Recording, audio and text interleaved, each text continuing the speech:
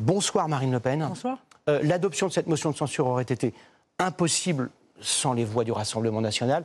C'est une victoire. Est-ce que vous n'avez pas en même temps un sentiment de vertige?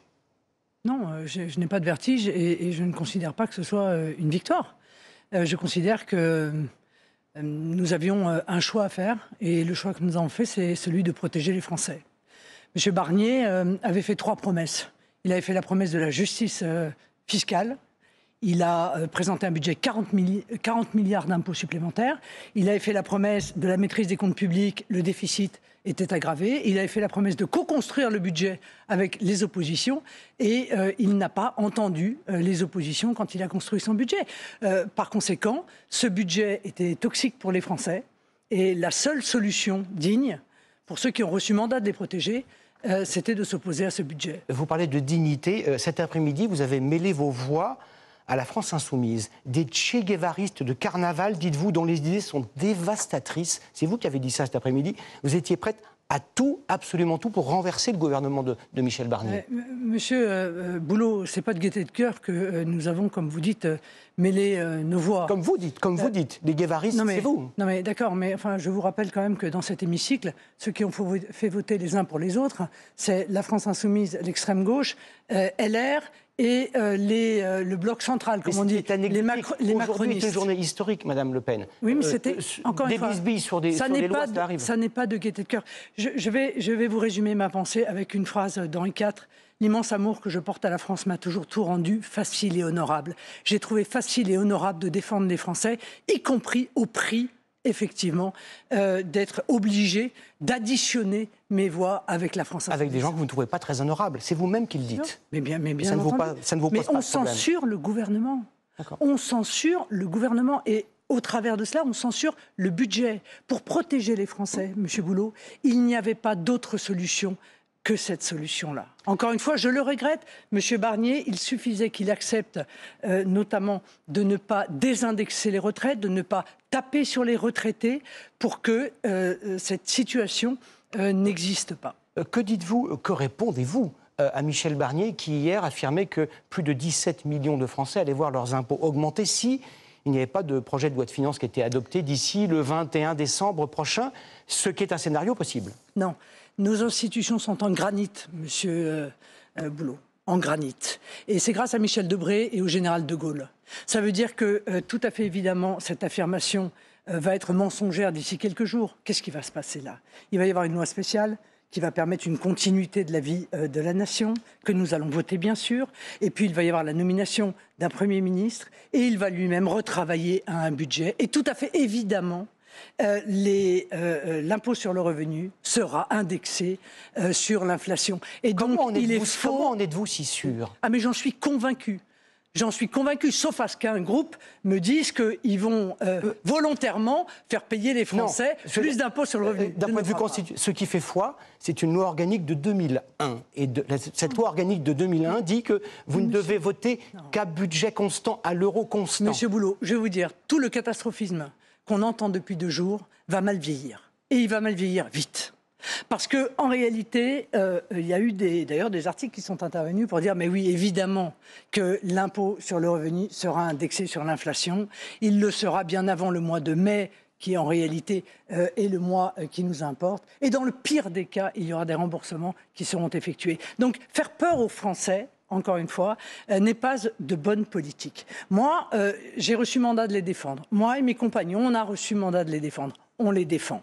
On considère que s'attaquer aux retraités, s'attaquer aux personnes malades avec le déremboursement des médicaments, s'attaquer aux entreprises au moment où il y a un record historique de défaillance d'entreprises, au moment où le chômage remonte, est une véritable folie. Et faire cela sans faire aucune économie sur le train de vie de l'État, aucune économie, ça n'était évidemment pas admissible. Michel Barnier va quitter Matignon. Mais les propos les plus durs que vous tenez depuis des mois, c'est à l'encontre du chef de l'État, d'Emmanuel Macron. Votre philosophie aujourd'hui, c'est quoi? Il doit se soumettre? Il doit se démettre?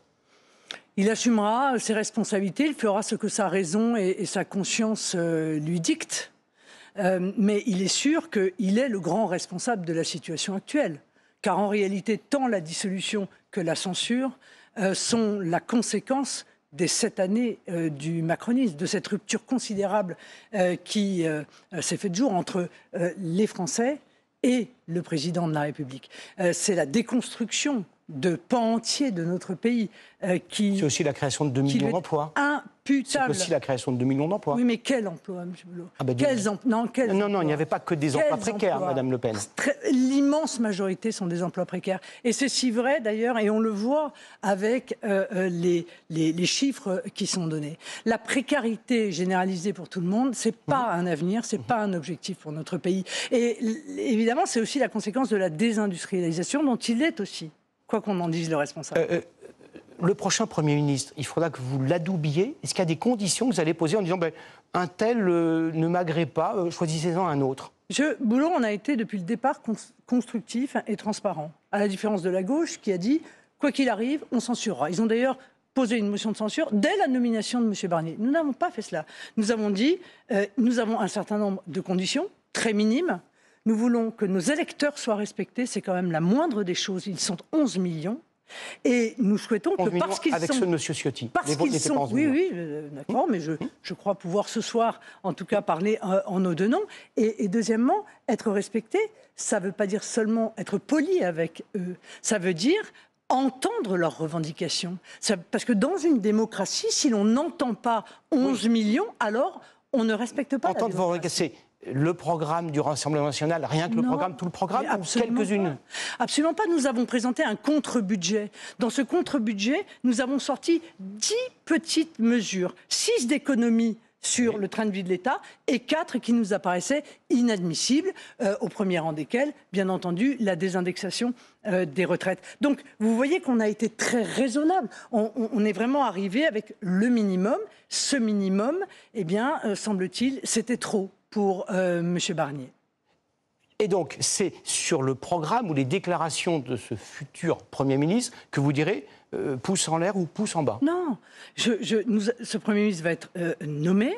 Nous le laisserons travailler. Il va retravailler un nouveau budget, parce qu'on ne va pas rester avec le budget de 2024, du coup, pendant des mois.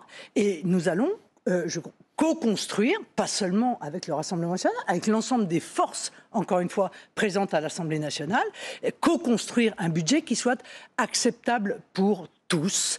Et c'est ce budget-là qui s'appliquera aux Français. Est-ce que vous dites qu'il faut rendre la parole au peuple? Et rendre la parole au peuple, puisqu'on ne peut pas faire d'élection législative avant le mois de juin prochain, c'est une élection présidentielle anticipée?